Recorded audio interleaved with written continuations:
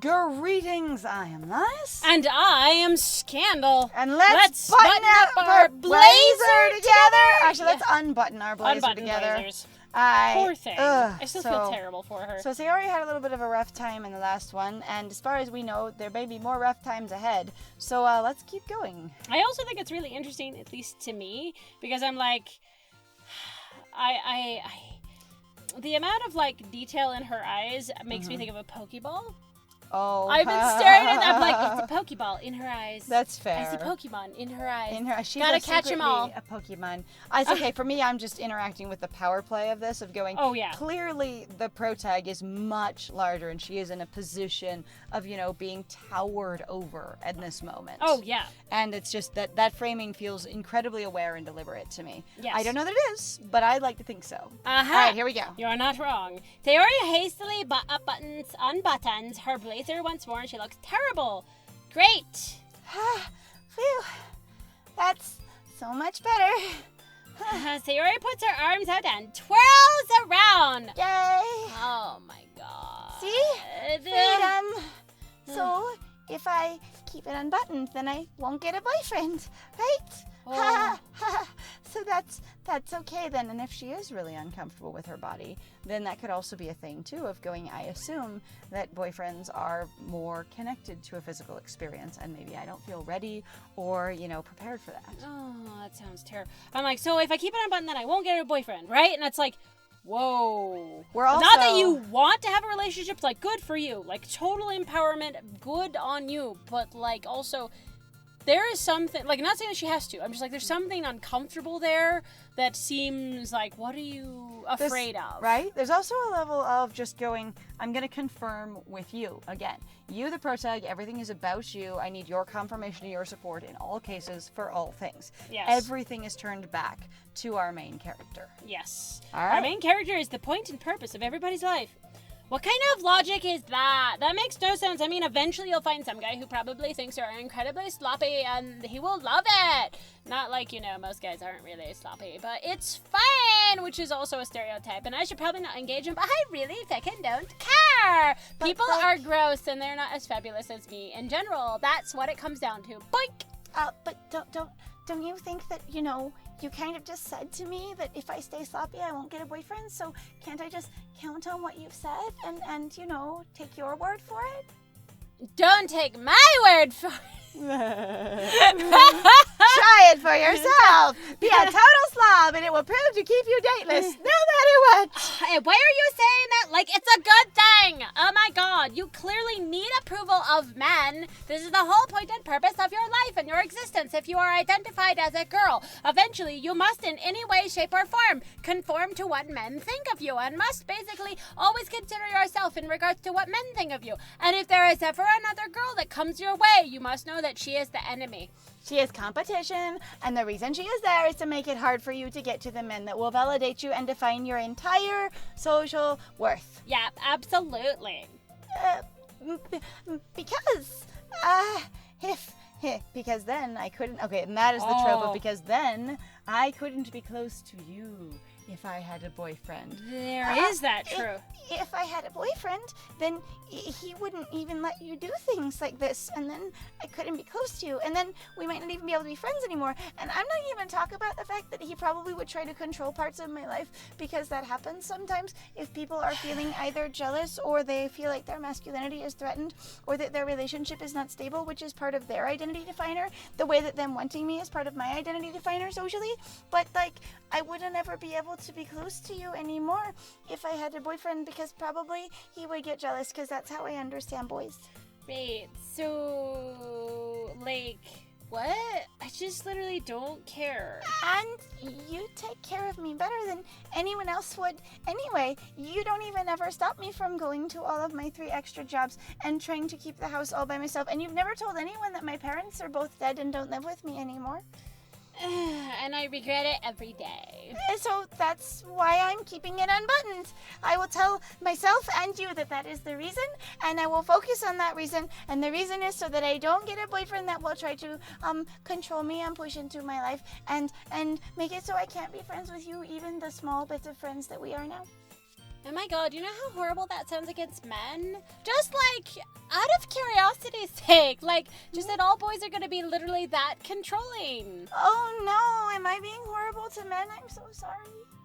I should be a nicer Why would you person. apologize to me? I'm better than everyone, and I don't identify as any of them, so, Because I feel like I've done something bad now. Oh, Sayori.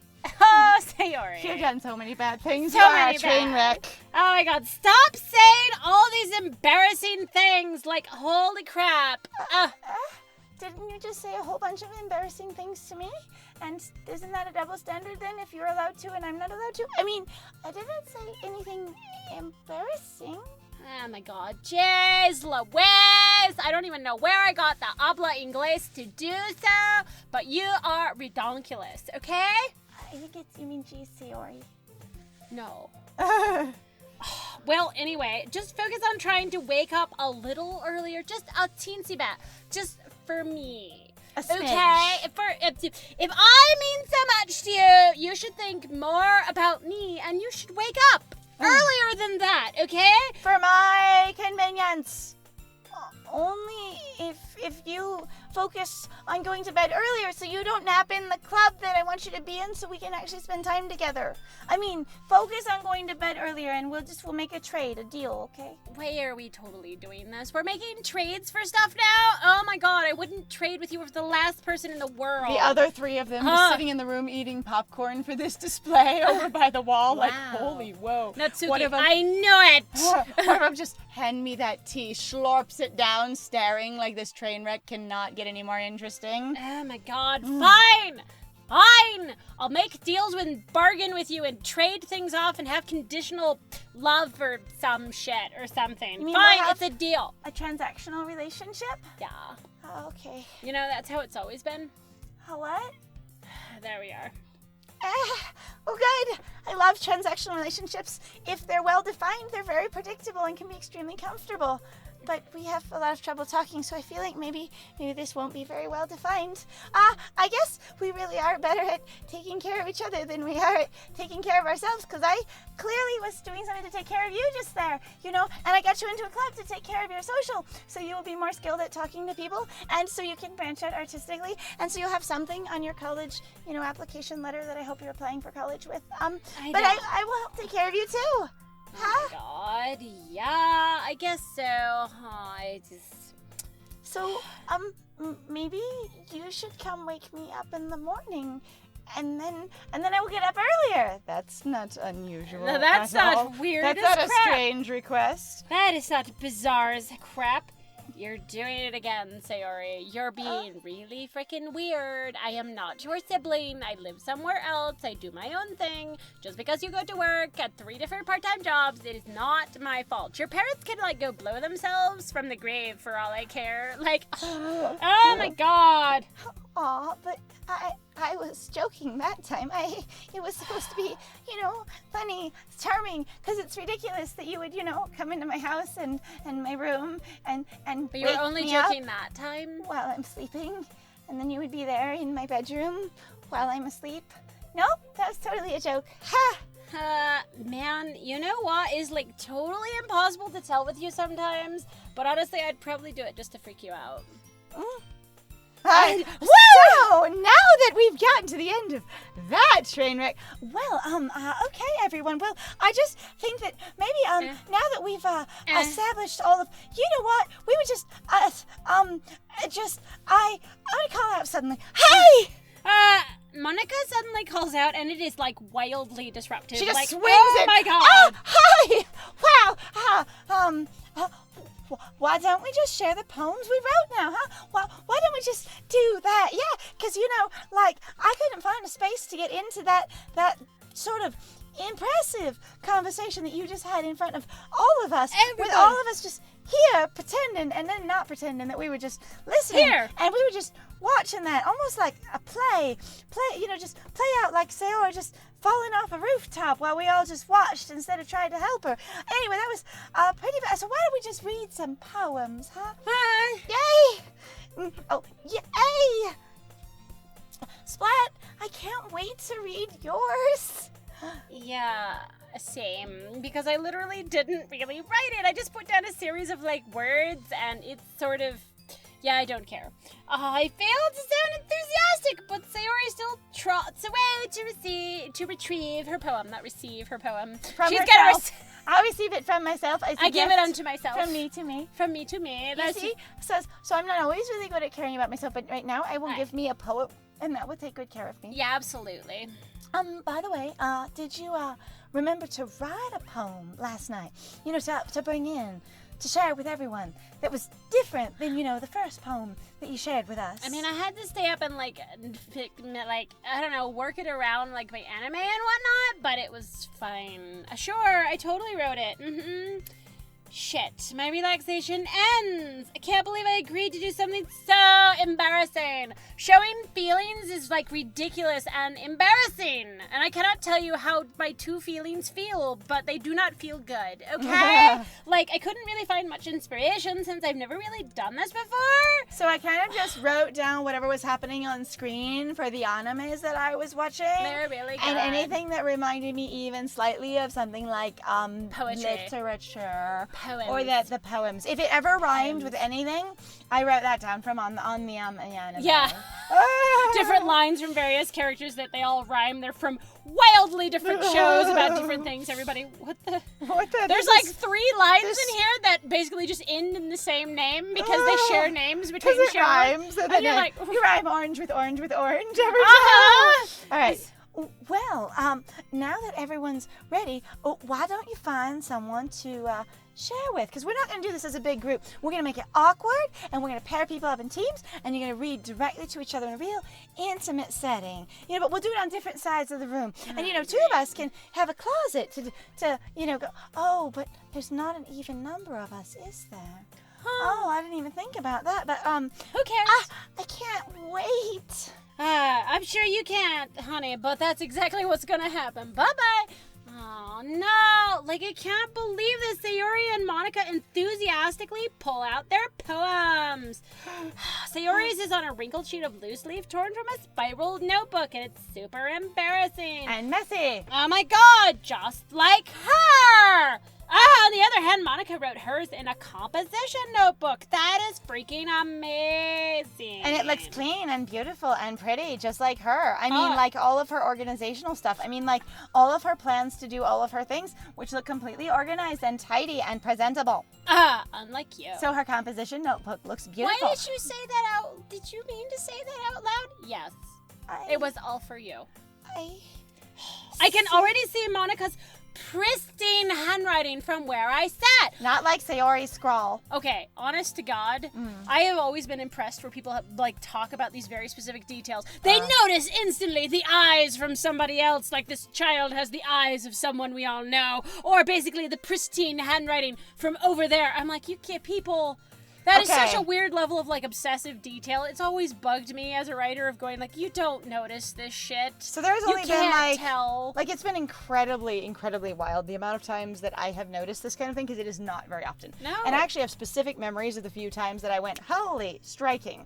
And it's like 4 times in my life that with a relative stranger or with someone doing something casual that I went, whoa, interesting detail. Right. And one of them is when I was in one of my college classes, and I noticed that the individual next to me had pulled out, not your dip-it fountain pen, but your fountain pen that has the ink inside it kind of thing. Yeah, a calligraphy pen. Yeah, pulled out a calligraphy pen, was taking their college notes in calligraphy. Like, beautiful, like it could have been typed out on a computer, kind of incredibly even wonderful calligraphy. And they were keeping pace with the teacher, doing all their curved lines and their swirlies and their, you know, like that kind of thing. And I was like, holy shit. Yeah. Not only do you, the individual, now that I have noticed you because of your pen and your handwriting, because I didn't notice them beforehand, do you look totally gothically put together in an impressive way. But, and then I'm talking more like traditional gothic rather than like, you know, your goths, your mall goths. Yes. Which there's nothing wrong with, but yeah, no, different but just style. a different sort of historical, you know, ramification, if you will. And like there was this very strong, like modern gothic aesthetic to the sort of blazer and etc. they were wearing. I was like, holy shit, wow, that is a look. And then just their handwriting was amazing. And I'm like, I tried to talk to that person twice, and they were completely out of my, like out of any Social ability sphere? of relatability that I had. And it was, like, I wasn't super motivated to do it. Like, I didn't have, like, a massive... You were just like, damn, I was just hi. like, I feel like there's probably something to understand or learn about you that might contribute to my life. Because, wow, damn. And I've done it too, so. I say, and so that is one of the only times I've ever just noticed someone's handwriting. And then, like, as far as, like, eyes go, like, when I was working my tiny little seasonal job at the portrait studio. Right. I probably photographed in 3 months, like, 200 people or something in just part-time hours. Like, they crack them through there really fast, right? And it's reasonably well done. Like, some of those pictures were really good, but at the same time I worked sometimes when I worked lower hours, you got more time to look at people or whatever, but it was like I never really noticed anyone except for sometimes they had interesting teeth, because that's like my personal hobby. I say, but one person's eyes did I notice, and she was probably about 4 years old, and she had the hugest eyes I have ever seen in a child. Like, massive, almost like cartoon kind of eyes. Like, it was an unusual proportion. Now, she was pretty cute. Like, she had one of those little heart-shaped faces, and like, the whole, like, porcelain skin that everyone goes on about, and curly hair. But, like, she had 3 siblings that looked just like her, except for her eyes were twice the size of theirs. And it was like, oh, whoa. Hello, whoa! And it was just a little striking. Right. But, like, if there's not something super unusual about it, like, I imagine at this point Splat just cares about handwriting and is looking for a contrast to Sayori. Yeah, and is looking for an excuse basically to bag on her more, which is totally fair. And we're the best of friends! Yay! We're completely an asshole. I was gonna actually say the one time that I remember, at least right now, was actually where I met an individual where I was working my retail job at what was considered to be Sprouts at the time. Okay. I think it was Sunflower Farmers Market. Excuse me. So Whoa. right. A place basically that now doesn't exist anymore. It was bought out by Sprouts. My apologies. There we go. And what ended up happening was that I was, putting stuff away, and I ran into this older gentleman, and I just kind of did this weird little double take, because I looked at going, hi, hello, and then I just sort of stopped because they had heterochromia. Oh, okay. And but it really shocked me. Strong heterochromia. Boy, it was just enough. I was like, hang on. I was like, do you have different colored eyes? Like, oh yeah, I totally do. And I was like, oh my god, really cool. It was just really neat. And it was just one of those things, but like, you normally don't see stuff like that. And there's a lot of times where a lot of people have also talked about it, where there's a lot of people who actually have some mild form, basically what you would consider of heterochromia. The eyes do not exactly match up. Even where you don't even have heterochromia, what you have is potentially a density of like one more color in one side of your eye more than another side of your eye, and it's just subtle enough that most people don't notice it. And in case you haven't clarked it from context, heterochromia is literally just your eyes are different colors. Yes. Like, that's it. They're not both blue or whatever. They have different colors. Yeah. And there have been a few people that have famously had different colors, but for the most part, it's not really striking. Right. So when a lot of people do it in fantasy, they do really bright colors and really strong differences. Right. And there's been some people that I learned after I'd known them for a while had heterochromia, because it was like pale green and pale blue. Right. Kind of thing. And so unless you're looking closely, you don't can't. really notice it that much, or you just think it's sort of the shadow of the angle of their head. Right, which is actually what threw me off about this individual that I ran into, where I basically, it was like, I believe it was like a blue with a green, but they were close enough where I was just a little bit like, what was that? And then I was like, I'm sorry, I had this thing, and then I ended up talking to them just for a couple of minutes, but it was just really interesting. Anyway, so I can already see Monica's pristine handwriting from where I sit. So basically what we're saying in the end is that this is a really hyper-specific detail that if you're going to put this in, I would put this in with somebody who basically is really trying to be an asshole. Yeah, like, it seems to fit here for me, because really it seems like Splat is looking for a reason to contrast and validate their own view of Sayori being a disaster. Yeah, being a disaster. But a lot of times when it's put in, I don't have a connection to why it's there. And a lot of authors that I have read, especially if they are newer authors or they are writing juvenile or teen fiction, they're writing romance fiction, especially. I don't even know about especially, because I haven't read that many of those overall. I would say, but there is this experience of going, I'll just throw in details that this character is suddenly expositing, and it feels like deliberate exposition rather than anything the character would ever say or notice on purpose. Right. Like anything that feels in line with their personality, and that kind of stuff. We've discussed that a little bit on our literature channel, which is really just a book channel. Because we're not, that's not, I say, but that experience of going, it's really nice when you have a unified character voice, right, and where it seems like there's reasons for them saying what they're saying, or they sound like themselves. Yes. That one. All right, so Natsuki and Yuri reluctantly comply as well, reaching into their bags, but we will have to find out what their handwriting looks like on the next one. So thank you very much, guys, Yes. actually, for joining us. If you like what we do, please feel free to like, comment, and subscribe. And please also feel free to go check out our Ko-Fi or Patreon. We've got some links in the description down below. Also, if you would like to, please feel free to share our videos. Yay. If you had a good time, or if something made you laugh, or it started a conversation for you, please feel free. Other than that, I have been Scandal.